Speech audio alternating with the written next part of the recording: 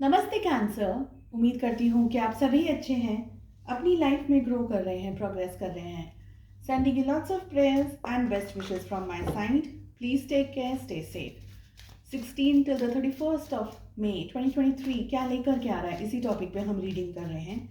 As of now 22nd of May तक personal readings को मैंने बंद किया हुआ है, दे आर क्लोज्ड। सो अगर इसके बाद में अगर आप मैसेज करना चाहें for personal and paid readings, आप मैसेज कर सकते हैं। चलिए, कैंसर, कर्क राशि, in sun moon rising and in Venus general and collective readings हैं। जो भी मैसेजेस आपके साथ, आपकी सिचुएशंस के साथ में मैच करते हैं, बस उसी को फॉलो करें।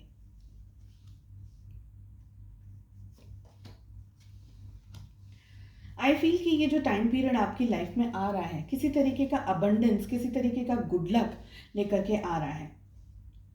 कुछ ऐसा जिसके ऊपर आप बहुत ज़्यादा समय से या तो इंतज़ार कर रहे थे या काम कर रहे थे, कुछ मेहनत कर रहे थे। ये मुझे लग रहा है कि वो एनर्जीज़ हैं जहाँ पर आपको आपके बहुत सारे काम के रिजल्ट इन अ पॉजिटिव वे मिलने वाले हैं। आपका घर, आपका परिवार, आपके फैमिली मेम्बर्स, आपके फ्रेंड्स, ये सबका सपोर्ट आपको बहुत स्ट्रांगली मिलने वाला है। हो सकता है कहीं बाहर आप ट्रैवल करें, कोई आउट ऑफ द कंट्री जा सकते हैं, स्टेट है, सिटी है, कहीं दूसरी जगह ट्रैवल कर सकते हैं काम को लेकर के, जॉब ढूंढ रहे हैं या कोई और ऐसी चीज़ है जो ट्रैवल से रिलेटेड हो सकता है कि फैमिली के साथ में टाइम स्पेंड कर रहे हैं, वेकेशन वगैरह पे जा रहे हैं, कुछ अच्छा टाइम स्पेंड कर रहे हैं, but somewhere family is related. So long distance relationship है तो शायद आप अचानक से छुट्टी लेकर के अपने परिवार वालों के साथ में मिलने आ गए, वो एनर्जी भी दिख रही है। हालांकि जो भी परिस्थितियां आप इन दिनों में फेस करेंगे, आपकी जो लेवल ऑफ अंडरस्टैंडिंग है, आपकी जो लेवल ऑफ मेच्योरिटी है, उसको बढ़ा करके रखिएगा। चीज़ों को अच्छे तरीके से समझने की कोशिश करके आपको काम करना है। घमंड नहीं करना है, ईगो नहीं करना है, आपको सॉफ्टली, डेडिकेटेडली चीज़ों को देखना है, समझना है, काम करना है।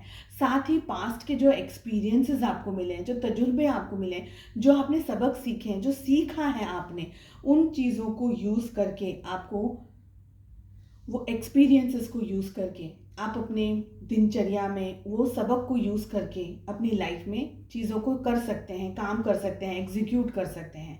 लेकिन अगर आप पास्ट की नेगेटिव एनर्जी में या स्ट्रेस में अपना समय बिताते हैं, ज़्यादातर ओवर थिंकिंग करते हैं या ज़्यादातर कोई कंक्लूजन पर पहुंचना चाहते हैं मगर पहुंच नहीं पा रहे हैं, तो वो एनर्जीज़ में आप अपने परिवार लोगों के साथ में बात कर सकते हैं, सलाह मशवरा कर सकते हैं। ऑल इन ऑल अपना हेल्दी एंड पॉजिटिव आपको माइंड यूज़ करना है। ओवर स्ट्रेस्ड हैं, ओवर थिंकिंग से बचना है। ओके, आप मेडिटेशन या कोई भी स्पिरिचुअल काम कर सकते हैं जहाँ से आपको मन की शांति मिले। जब ये मन की शांति आपको मिलेगी, आपके सामने सारी चीज़ें, सारी बातें क्लियर होती चली जाएंगी। अपने आप को ग्रो करना है इन 16 डेज, 15 डेज में। ओके, ग्रो करना है, डेवलप करना है, अपने जो अच्छाइयाँ हैं उनको और ज़्यादा अच्छा करना है, और जो स्ट्रेस है, नेगेटिविटी है, बुराइयाँ हैं, उसको कम करने की कोशिश करनी है आपको।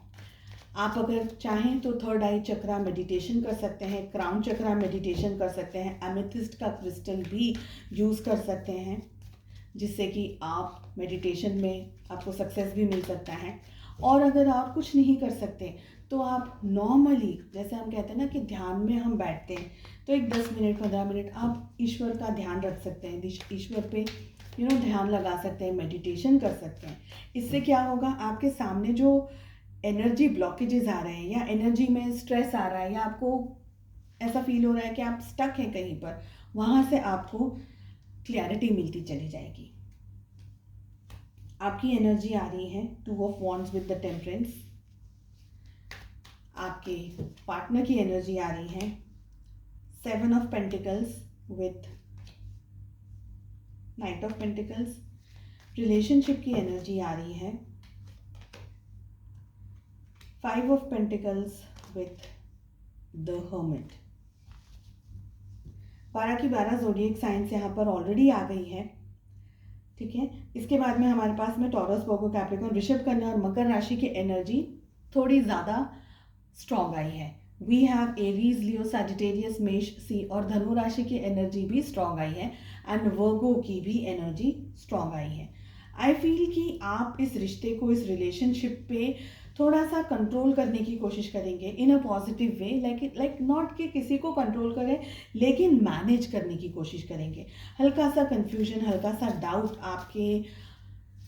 आपके लिए मुझे दिख रहा है। कुछ कंफ्यूज्ड एनर्जीज में है, एक साथ बहुत सारी चीज़ें मैनेज कर रहे हैं, हैंडल कर रहे हैं, जगलिंग चल रही हो चीज़ों की, थॉट्स की, ख्यालों की, लोगों की, ये भी मुझे यहाँ पर लग रहा है। लेकिन आप फिर भी अपनी तरफ से पूरी की पूरी कोशिश करेंगे कि आप अपने पार्टनर को, अपने स्पाउस को, जो भी हैं आपके लव इंटरेस्ट, उनके साथ में आप जस्टिस कर सकें, उनको आप एक अच्छे तरीके से उनको कुछ प्रोवाइड कर सके, जैसी जो भी है आप टाइम प्रोवाइड करना चाहते हैं, कमिटमेंट प्रोवाइड करना चाहते हैं, कुछ भी प्रोवाइड करना चाहते हैं तो आप वो कर सकते हैं। ऐसी एनर्जीज मुझे दिख रही है। मगर आप थोड़ा सा ध्यान रख करके, थोड़ा सा संयम रख करके, थोड़ा सा वेट करके चीज़ों को 100% करना चाहते हैं, एकदम जल्दबाजी में डिसीजंस नहीं लेना चाहते हैं, ये मुझे लग रहा है। साथ ही हमारे पास में आपके जो पार्टनर है ना, वो थोड़ा सा अपने अपने ईगो को या अपनी ज़िद को या अपने घमंड को हल्का सा नीचे रख कर के ही आपके साथ बातचीत करेंगे।